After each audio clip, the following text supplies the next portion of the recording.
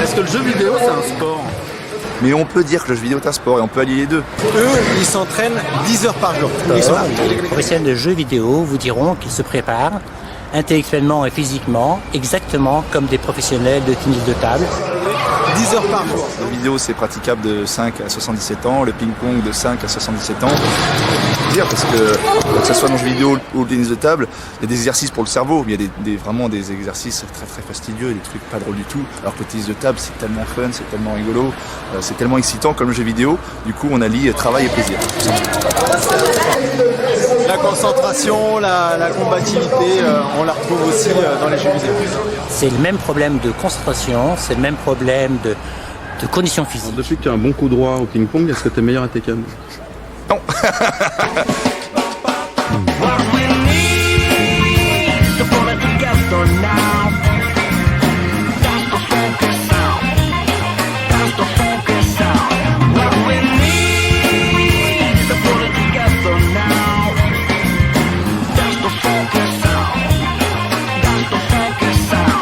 C'est un événement important parce que c'est la première fois que l'on essaye de marier à la fois les jeux vidéo et le tennis de table. On s'est dit pourquoi pas lier les deux. Tout le monde joue aux jeux vidéo, tout le monde joue au moins à jouer au tennis de table dans sa vie. Donc on s'est dit on va faire un salon sur les deux. Si vous n'avez pas cette position-là, vous ne pouvez pas vous déplacer rapidement. C'est impossible. Là, la tonicité des jambes, c'est quelque chose de très important. Allez, c'est la même vitesse, on y va à la même vitesse. On est sur un thème vraiment lutte contre le vieillissement, travail de cerveau. On est parrainé par la fondation Philippe Chatrier. Pourquoi c'est important de pratiquer le tennis de table et les jeux vidéo au-delà de 60 ans? Parce que ça stimule tout simplement le cerveau.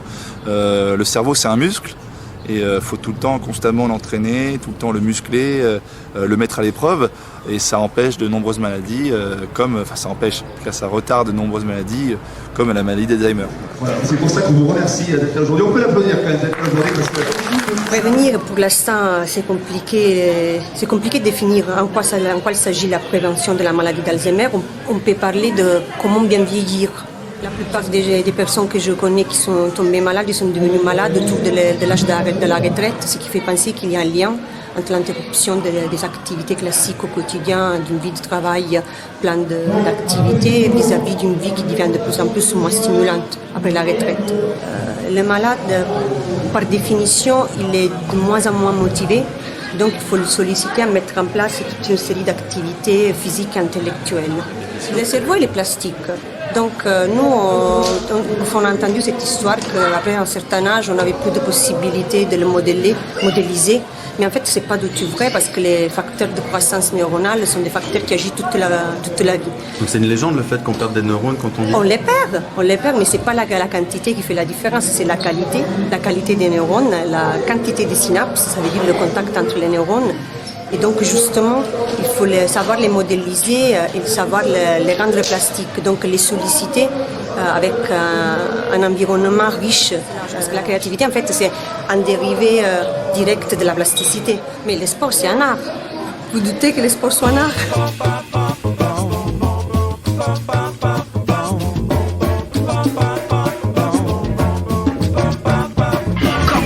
Comment est-ce que le jeu vidéo peut prévenir ça?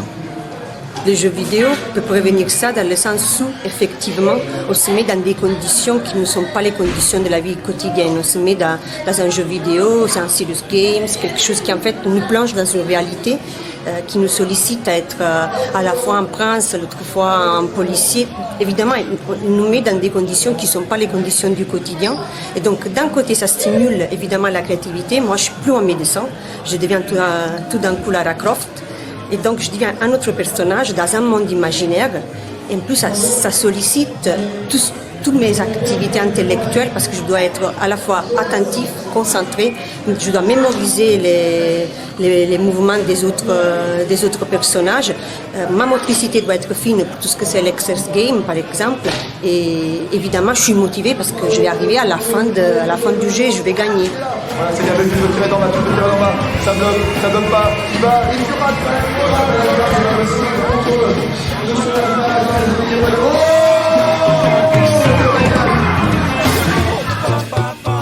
82 ans. Je me défoule, je joue au ping-pong assez souvent. 86. Est-ce que vous pensez que faire du sport et pratiquer des jeux vidéo, ça permet de prévenir ça? Tout à fait. Est-ce que vous pensez que le ping, ça entretient? Beaucoup, oui, beaucoup. On dit que les personnes âgées sont réfractaires à la nouvelle technologie, c'est vrai ou pas? C'est absolument faux en ce qui me concerne. Vous avez Facebook, vous avez Twitter, vous avez tout. Évidemment, oui, ça me prend beaucoup de temps, c'est un peu chronophage, comme on dit. Pratiquer des jeux vidéo, ça permettrait de prévenir. Aussi, mais sans en abuser.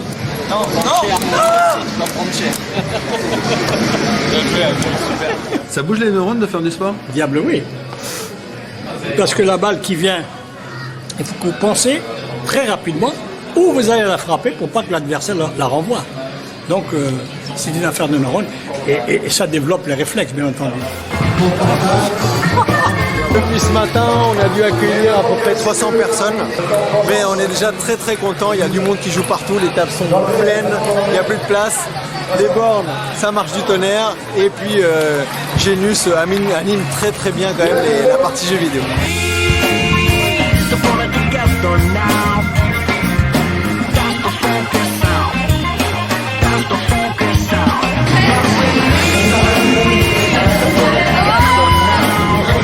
Maladie, comme la maladie d'Alzheimer. Voilà. Plus on travaille le cerveau, plus on a le cerveau entre parenthèses frais. Il a un cerveau ultra frais. Il y a beaucoup de bienfaits pour le cerveau si on l'entraîne tous les jours. Le mec il joue tellement qu'il a le cerveau Je vais montrer ce que c'est qu'un cerveau frais. Bien sûr, alors tu vois, là, rafraîchi. Tout ça, ça permet de bien vieillir et peut-être d'ici à une vingtaine d'années, on utilisera ces jeux vidéo peut-être pour prévenir la maladie. Ça, on ne sait pas. On aurait une ordonnance de jeux vidéo. Pourquoi pas? On fait des ordonnances pour de l'orthophonie, je fais des ordonnances pour de la kinésithérapie, pour de la musicothérapie, je commence à faire des ordonnances aussi pour ça. Et peut-être d'ici à 20 ans, mes collègues plus jeunes ils feront des ordonnances pour des jeux vidéo.